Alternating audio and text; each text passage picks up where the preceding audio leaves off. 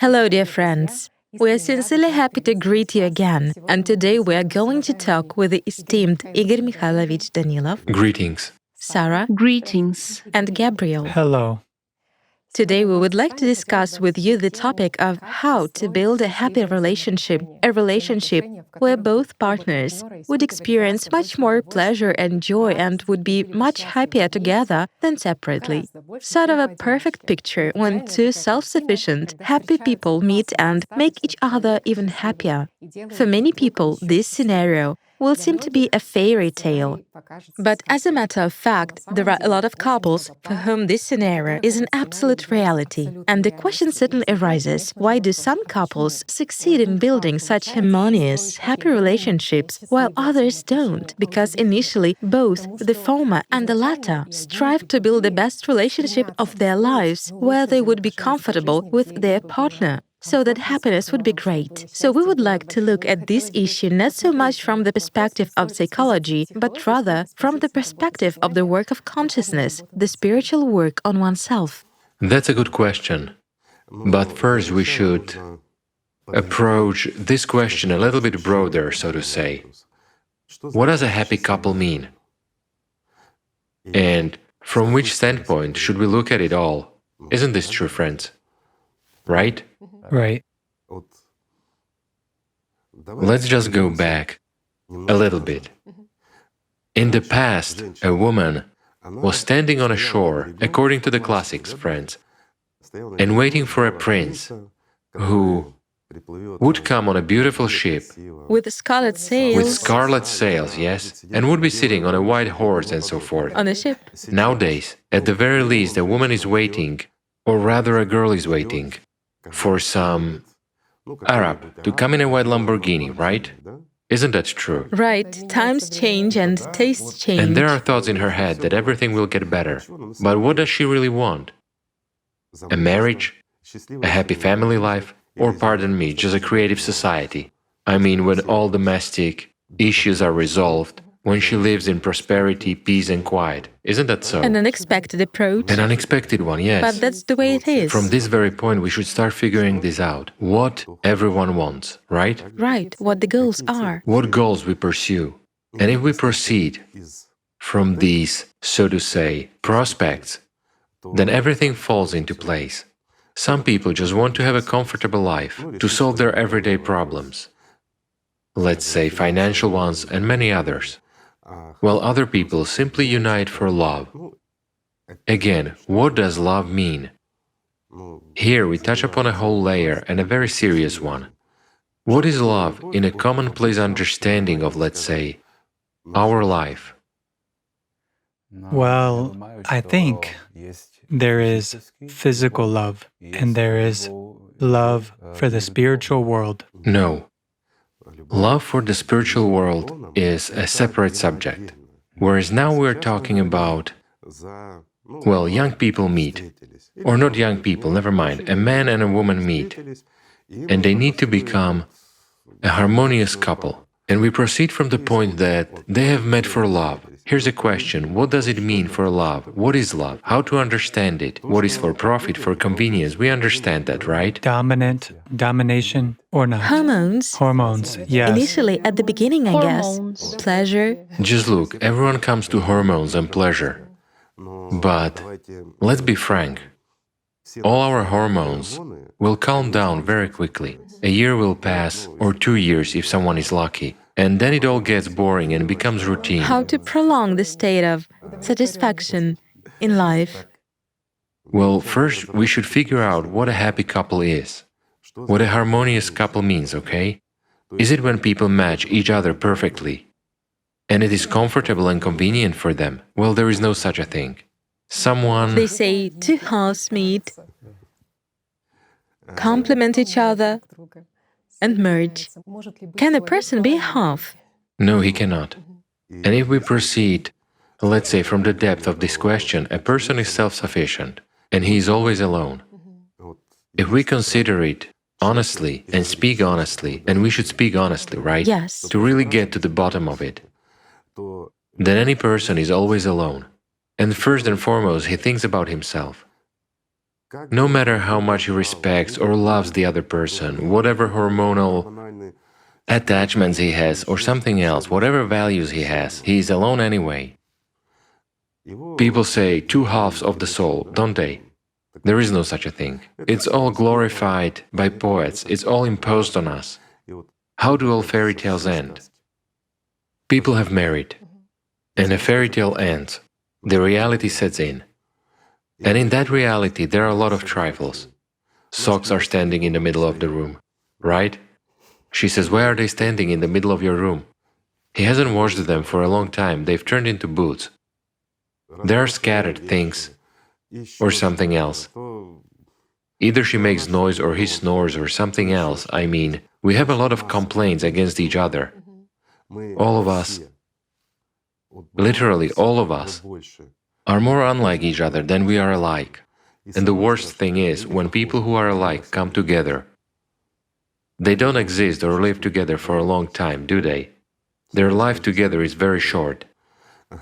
Because as people say, when people have the same interests, when they simply complement each other, what does it mean they simply complement each other? It means that someone caves into someone. But when one person adjusts to another one and is forced to cave in, it means that after a while, the former will start looking for opportunities to dominate the latter. And we have the unity and struggle of opposites lasting all their lives for many people. Isn't that so? You know, there is the following saying, people say, you've lived your whole life together, you've lived to an old age. Tell us the secret of your happiness. A woman says, well, you see, he has ruined my entire youth. Now, I don't want to divorce him because I'm going to ruin his old age after all. Well, that happens very often, doesn't it? Until people get used to each other, until they settle down. And already cannot live without each other. Why? Because everything is neatly divided. One does the dishes, the other one cooks, one takes out the trash, the other one does something else. In other words, there is an assignment of responsibilities. It is comfortable and convenient, but it's all superficial. Yet, what is going on in people's heads, within them? Are they happy? Do they feel comfortable or not? A simple question. You see, well, if we approach it from this perspective and examine family relationships, the issue is pretty serious. When can people be happy? Yet, what is happiness? Let's figure this out. In your opinion, what is happiness? I think happiness means inner freedom. Great. Right. Happiness is freedom. Yes. It is independence. It's an opportunity to do what you want. Yes. It is really true freedom, right? And opportunities. Opportunities to satisfy your desires, right? Right. Is it possible in family life? Yes. It is possible if the two partners are mindful, if they have a common goal, and in that goal there is both a work on themselves and spiritual development. Okay, a husband wants to go fishing, whereas a wife wants to go to the theater. Who hasn't faced One this? goes fishing, the other one goes to the theater. This is the idea. Yes. But what happens in life and in reality? They go to the theater. We are a single whole, we should go somewhere together and act in the same way. This is what the woman says, you see? The woman says, we are a single whole. If I want to go to the theater, then forget about fishing. And this is a happy family life for the woman. Why? Because the husband is obedient, tame, and controllable. Moreover, he should do everything the woman wants. If he doesn't do what the woman wants him to do, he is simply stupid. Why? Because he will do what the woman wants him to do anyway. Only he will worry and ruin his nerves, right? If a woman wants to go to the theater, smarter men say, okay, let it be theater, all right. He sits in the theater watching a performance, Visualizes fishing. cheers, yet he dreams about fishing, you see? Is this happiness or not? Well, many would say, of course. You're sitting in the theater next to the woman you love. Otherwise, you would be feeding mosquitoes somewhere out there. The fish wouldn't bite, and so on. Well, There is at least a guarantee of a peaceful future. that's right, a guarantee of a peaceful future. Because you won't be nagged when you come home, right? Otherwise, you go fishing, come home, but at home you have an angry wife. And that's it, and she immediately ruins all the fun of fishing, right? Even if you caught a trophy fish. You come home, but you see the sour face of your wife. And you don't want to go home, do you? And you cannot go to your female neighbor either, it will be even worse. Is that happiness? Is that harmony? Moreover, do we really understand each other? Because it is first and foremost about understanding each other and interest as well as supporting each other, right? Isn't that so? While our entire family life is based on various secrets, on secret action. Well, I don't dig deep. If we put it mildly,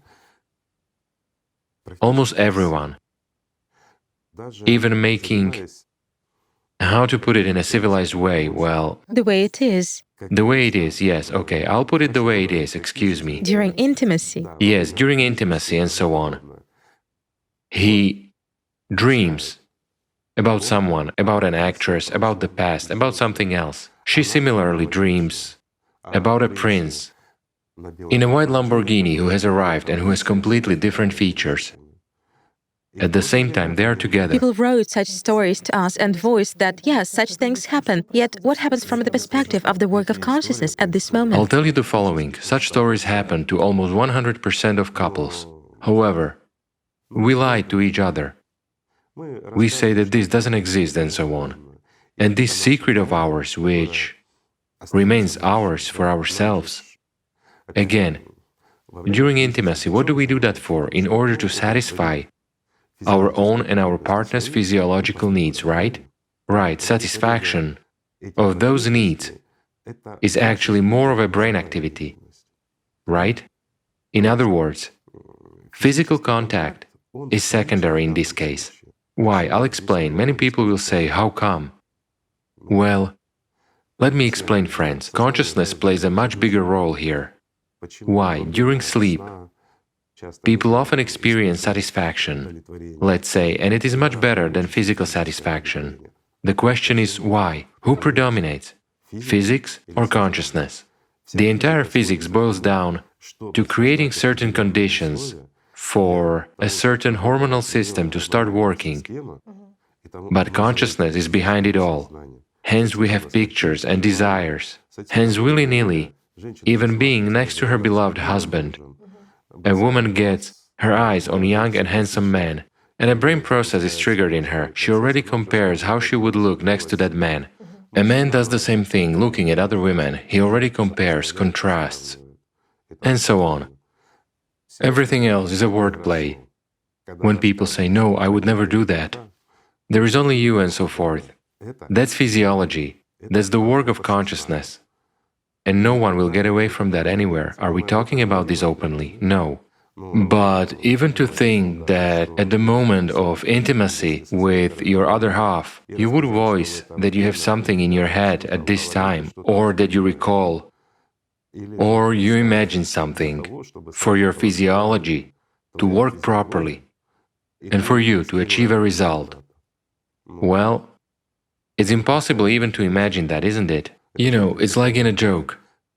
A husband comes to work with a black eye, and colleagues ask him, what's wrong? Well, he says, I had sex with my wife yesterday.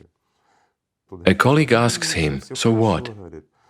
No, everything is fine, says the man. She had maximum pleasure. Then why do you have that bruise? I told her, Natasha, you're great. The colleague says, so what? Did she hit you for this? Well, the husband says, it's just that her name is Helen. You see? And these jokes originate from life. From life. Why? There is no frankness and there is no truth. If you have at least any secret, at least anything secret and personal of your own, it is Satan's tool that will manipulate you, my friend. And no one will get away from that anywhere. You see, so we have figured it out merely a little. Yes, sort of a gap arises between the two precisely this way. 100%. In that secret action. Of course. And there immediately begins what? Let's look at married couples. It is unity and struggle of the opposites, or domination for being the alpha. Isn't that so? Someone tries to rule over someone. In the beginning, let's say, if really normal people with sufficient intelligence get together, they somehow adapt. And this very process of adaptation is what distinguishes people who are endowed with intelligence and those who are not. If people lack intelligence Conflict. in order to adapt, then fights and quarrels begin, and that's it. A marriage quickly collapses. Let's say if it is profitable and convenient for both of them, well, I'm approaching it from such a mercantile, commonplace, everyday point. It is convenient, everything suits them. Hence, what do they need? To adapt. But where is the word about love in this case? The love that has to be there when we cannot breathe without each other. Yes, we cannot breathe without each other, but for the first 6 months at most. As long as oxytocin is produced, such a hormonal one.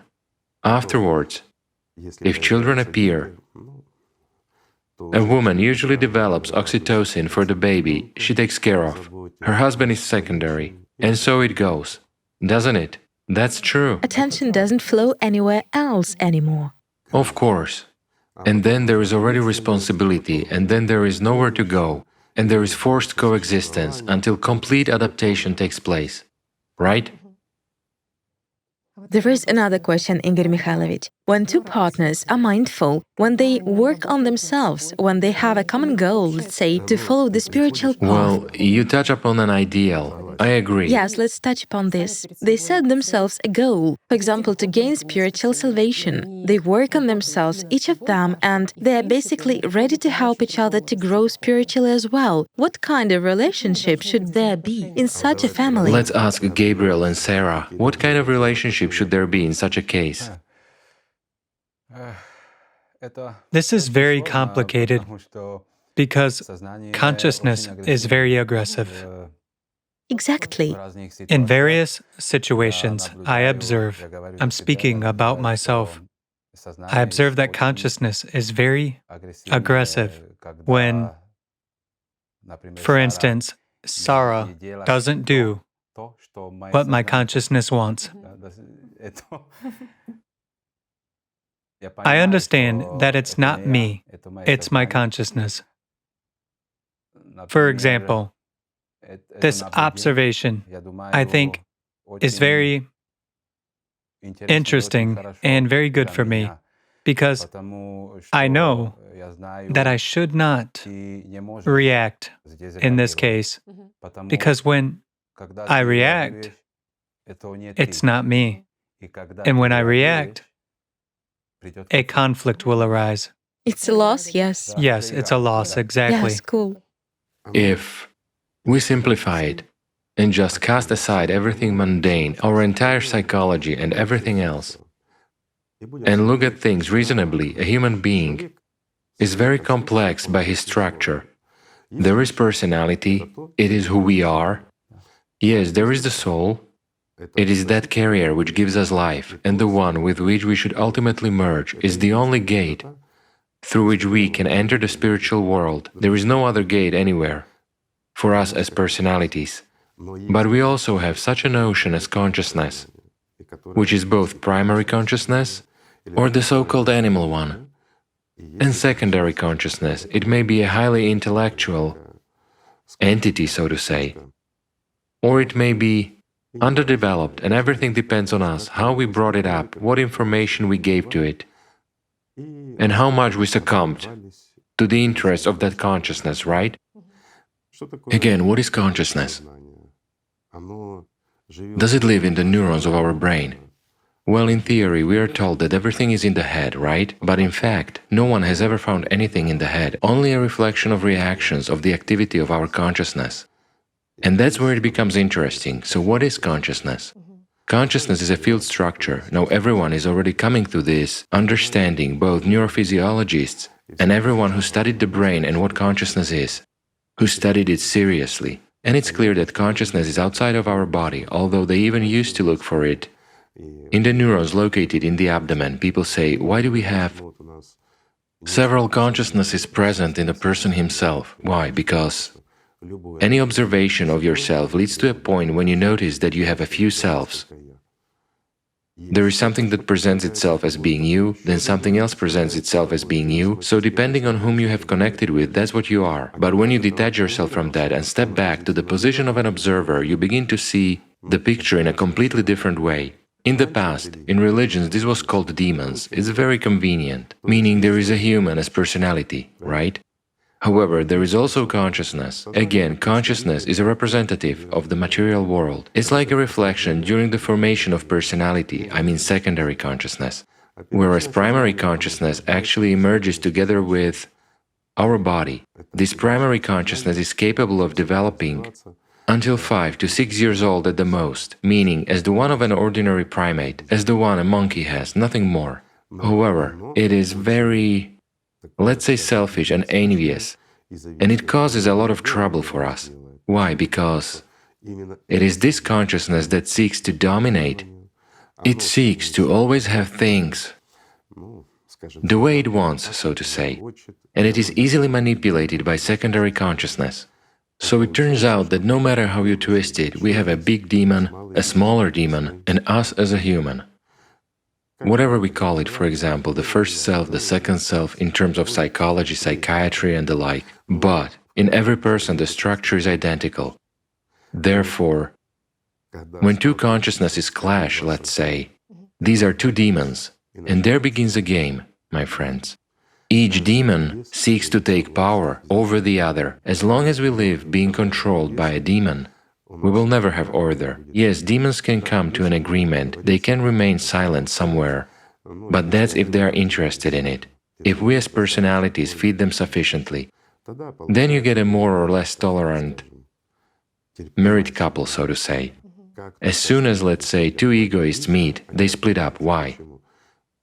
There are two demons and no one concedes to anyone. One should understand that in the world of animals and in the world of shadows, hierarchy is the main thing. Look at any married couple. People have lived for 50 or 70 years, it doesn't matter. They seem to have lived a very happy life. They have walked their whole life holding hands, going fishing and to the theater together. They had everything wonderful, they have raised children, and until their last breath, as the saying goes, they stick together, they are joined at the hip, simply everyone's dream. Yet, if you look inside at how they lived, they have suffered and agonized all their lives, being next to each other. Why? Because there was no understanding, because their demons came to an agreement. But at the same time, every animal remains an animal, while consciousness is an animal. It always seeks to dominate. So there were those petty squabbles, misunderstandings, resentments, and all the rest, right? How can a perfect married couple have resentments towards each other? There cannot be any. Simply cannot be. Why? Because who causes squabbles? It is consciousness who does. No one else. It wants to divide. That's for sure. Can we really be frank with each other in normal conditions common for all people? No, we cannot. Why? Because consciousness, especially if we are in the same room for a long time and interact with each other, with our second half, so to speak, during the day it repeatedly throws to us an occasion to quarrel with each other. It throws in, for example, you went the wrong way, you did the wrong thing, you rattle with a spoon, you slurp when you drink, and a lot of, let's say, complaints. Like Gabriel said, I want her to do it this way, consciousness wants. He said it right, not I, but consciousness wants. But I understand that it's consciousness that wants it, and that's it. The conflict is over. It's over. Why? He understands that and doesn't allow it to develop. However, when people do not know how a human is arranged and how it all functions, when a thought comes into his head that she is doing something wrong, once, twice, thrice, then this starts boiling over and he speaks it all out. It's good if there is understanding on that side, but what if there is pridefulness? Then it's a case of diamond cut a diamond, right? There are constant squabbles and fights. Seemingly they cannot live without each other, but at the same time their life turns into hell. So who lives instead of them? Precisely demons live instead of them. Do they live as human beings? As personalities at this time? No, they don't. They are in slavery of two demons. Each of the partners. That's the point. If there is no truth, while the truth can only be there when a married couple goes along the spiritual path together, and when there is a real catharsis, a real, not an artificial one, not for the purpose of manipulation, but indeed for the purpose of discovering how consciousness works, what the demon wants and how to counteract it. Right? That's when everything falls into place. No, this is interesting, Igor Mikhailovich. It turns out that when relationships between people are built, let's say from the position of consciousness, there is always a hierarchy, and consciousness, which is negative inside every person as it is, always seeks, like a GPS navigator, to separate two people. Only this truth, as catharsis, helps to expose and remove. This manipulation, always... What actually happens at the moment of exposing it? Here's a simple example. This action stops functioning.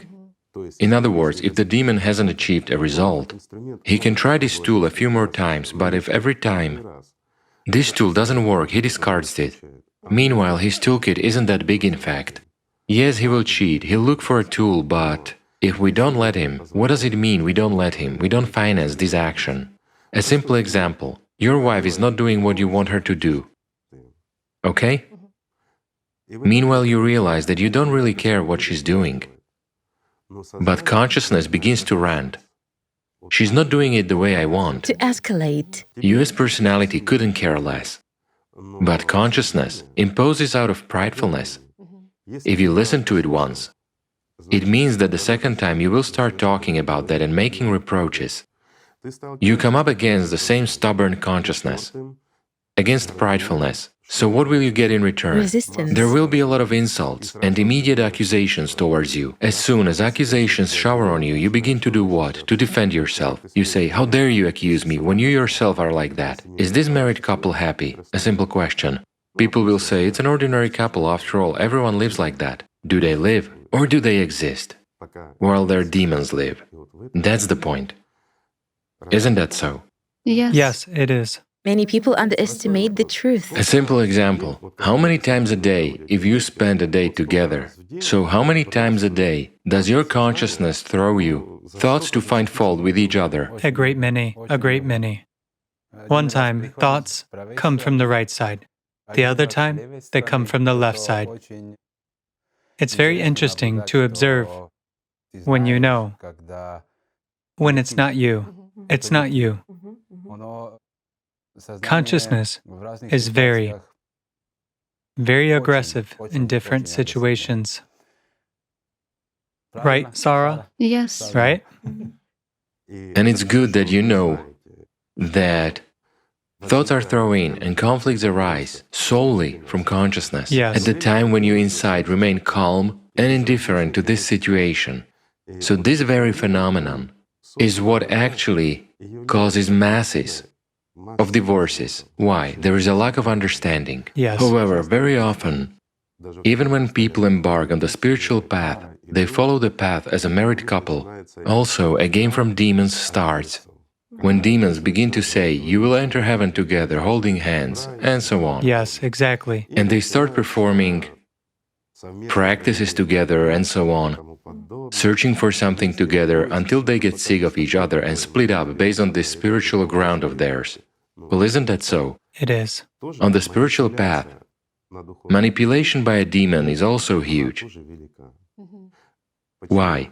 He starts telling people something like, you are two halves of one soul, and you will enter heaven together. In actual fact, every person is very well aware and knows that he is individual.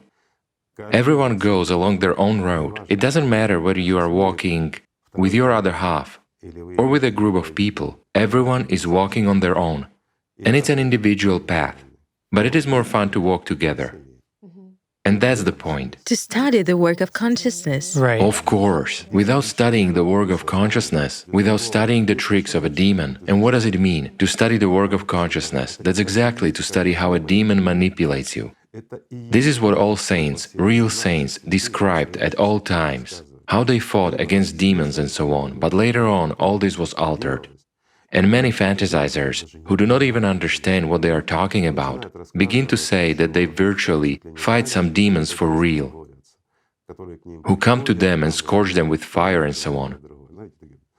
You know, such religious fantasies for fools, there is no other way to put it, right?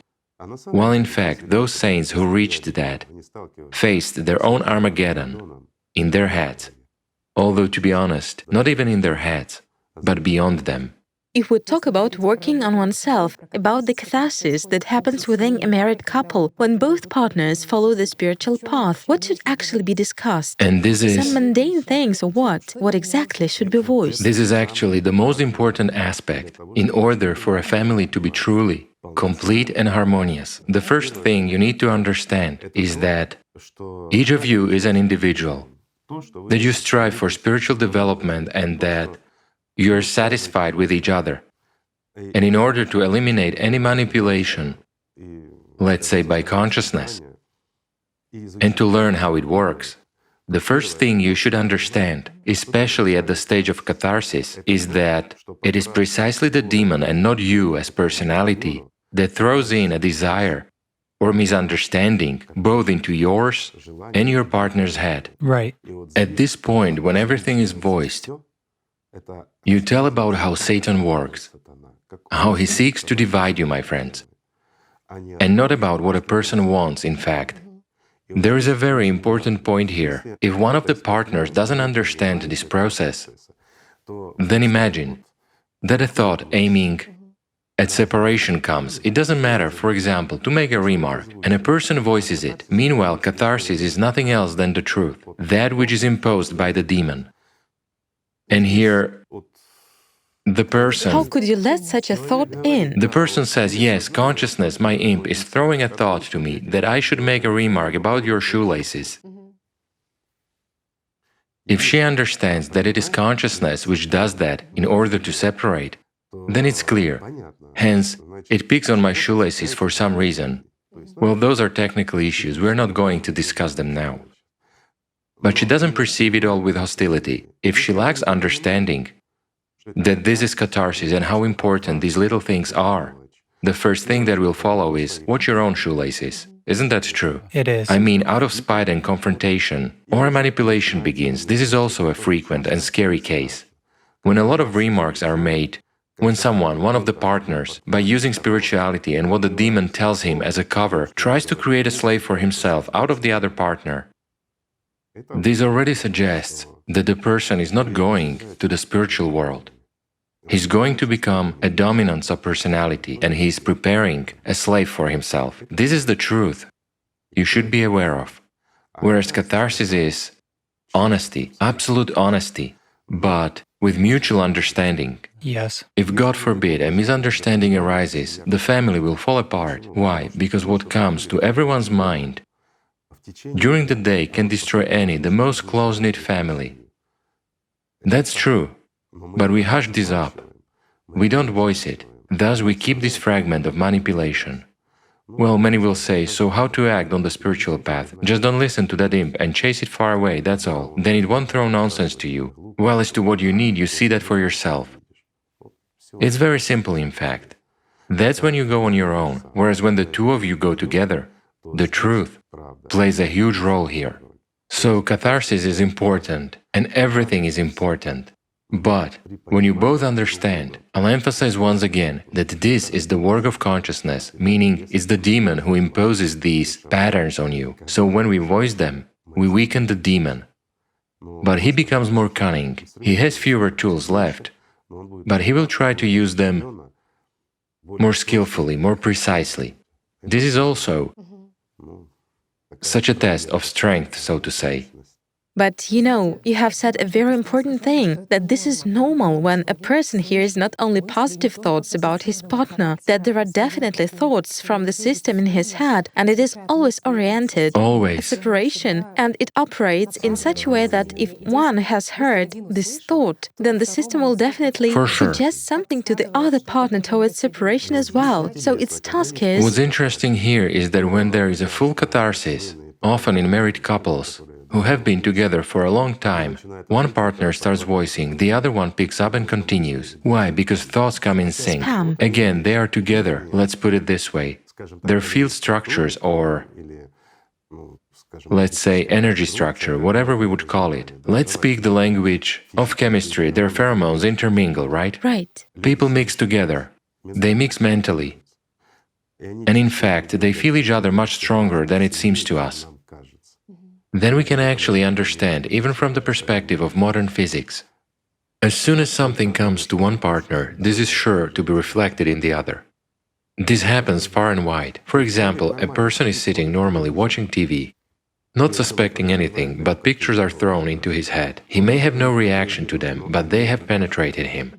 Meanwhile, the other partner bent down to get her slippers, thinking, where are my slippers? And here comes a thought that someone is lying there snoring, you see, with a negative bias. Or he moved my slippers somewhere, and negativity has already started. It is enough to let this small negativity slip through, as the next, larger one will come in, and everything will proceed towards division and suppression, that is, manipulation. It is exactly consciousness that causes people to manipulate each other and tells them, if you don't manipulate, you will be manipulated. Why? Because animals have nothing else. It's the same. With those very demons, they have nothing else. Someone commands and manipulates someone.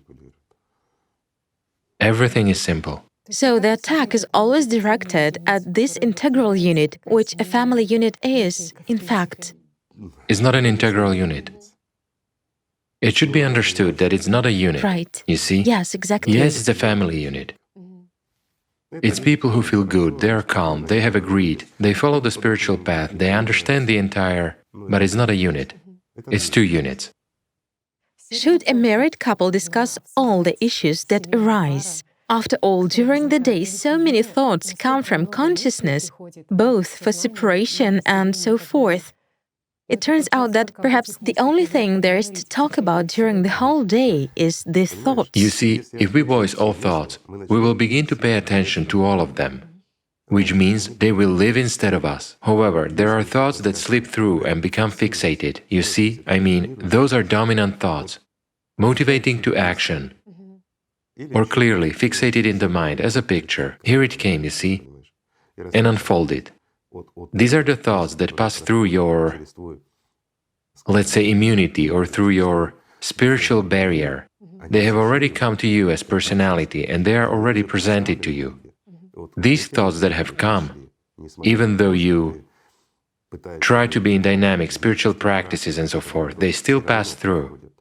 So the ones that have passed through should be voiced. You see? In other words, there is a certain power in them and they probably even possess a greater degree of intrusiveness of some kind. And here you have noted the key point, why and what for. The system spends power. It invests this power into these thoughts which pass through your barrier and come to you as personality. You see? If you invest attention in a response, the one your consciousness wants, and start grumbling, making comments, or start ignoring and resisting. It comes, it knocks, and you resist. You invest energy. That is, when you counteract with a power equal to the impact, you invest power. While consciousness has precisely given you all this, or directed this influence precisely to receive power.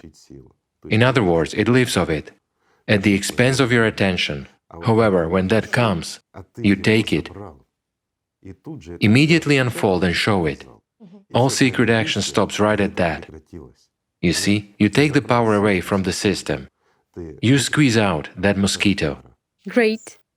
Yes. It comes to you with a certain power While you take it away. while you take it Right. in such a way. You don't give what is yours, my friends. You don't give your power, but take the power away from Satan. And this is important. Igor Michalovič, je vhodné vykonávat duchovné praktiky spolu, když jdeme po duchovní cestě?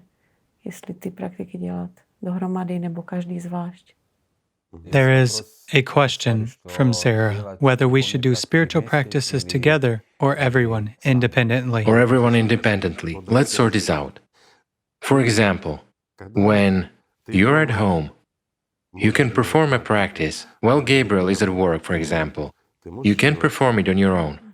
But when you're together and he sits down to do a practice, while you, for example, are washing the dishes, it's better to sit down and do a practice together. Why is that, in your opinion?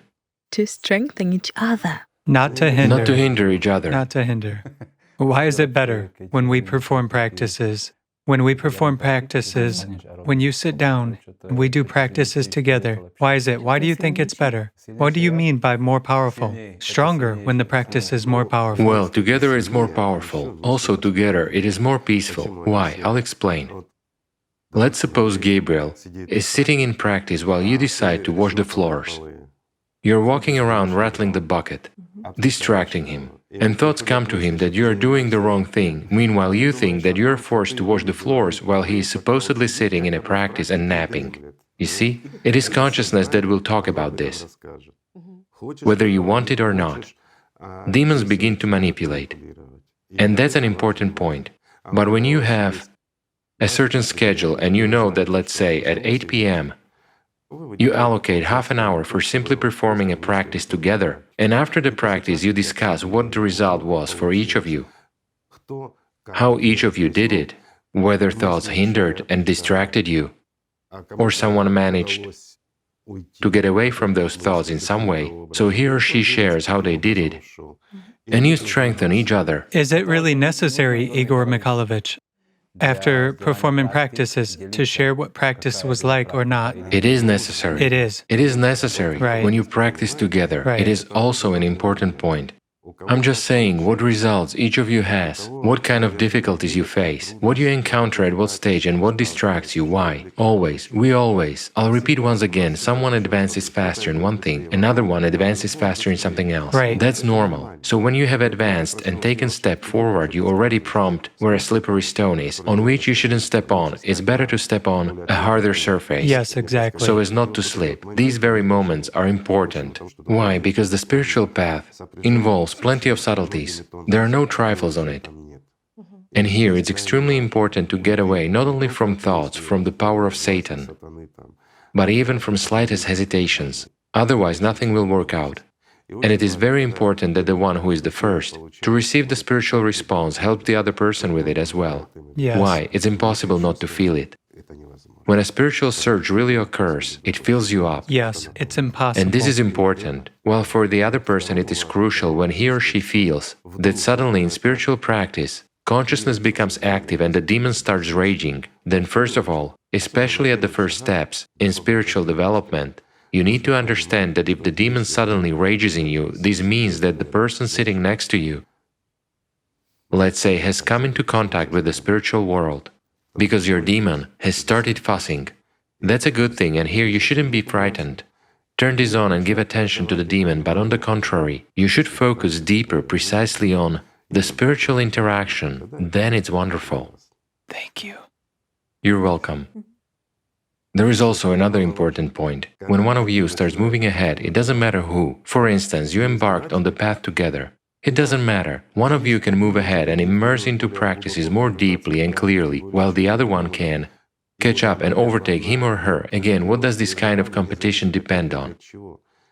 On what a person was doing during the day. If a person was very much distracted, his or her practice will be weaker. If a person has less experience of really immersing at the level of feelings, practice may be weaker, while for another person it may be more powerful. But when someone moves ahead, he or she creates conditions for the person who is next to them to move forward as well.